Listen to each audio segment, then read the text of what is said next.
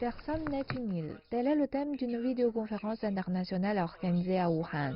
Les experts ont parlé de la protection des droits de personnes vulnérables pendant la pandémie, y compris les personnes handicapées, les personnes âgées, les femmes, les enfants et les immigrants étrangers.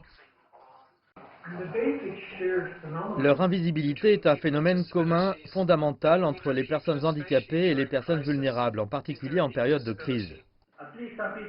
Certaines personnes handicapées ont besoin de plus de ressources, par exemple comme certaines ressources médicales pendant la pandémie. Plus d'une centaine de chercheurs, de praticiens et de personnes en situation de vulnérabilité ont également regardé la vidéoconférence via des plateformes de diffusion en direct. C'est pourquoi un service de traduction en langue des signes était également disponible. L'événement a été organisé par l'Institut d'études sur les droits de l'homme de l'Université de Wuhan. L'hôte de la conférence était le professeur Zhang Wenhong, l'un des nombreux chercheurs de Wuhan qui se sont joints à l'événement depuis leur propre maison.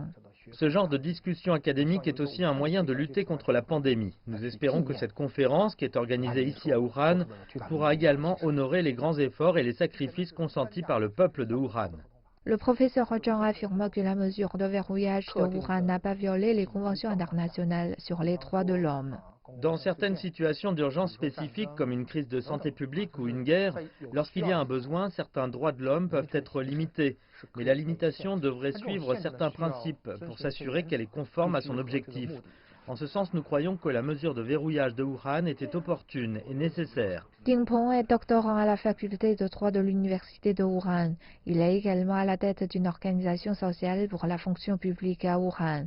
Lui et son équipe offrent un coup de main à de nombreuses personnes handicapées depuis le début de l'éclosion. Au cours de l'éclosion, nous avons constaté que le principal problème chez les personnes handicapées résidait dans leur accès aux informations sur la façon de se protéger, comment demander de l'aide, comment distinguer les rumeurs et comment obtenir des informations faisant autorité. Nous avons donc traduit toutes ces informations en langage gestuel, fait des vidéos et les avons affichées en ligne pour aider les personnes ayant des besoins spéciaux.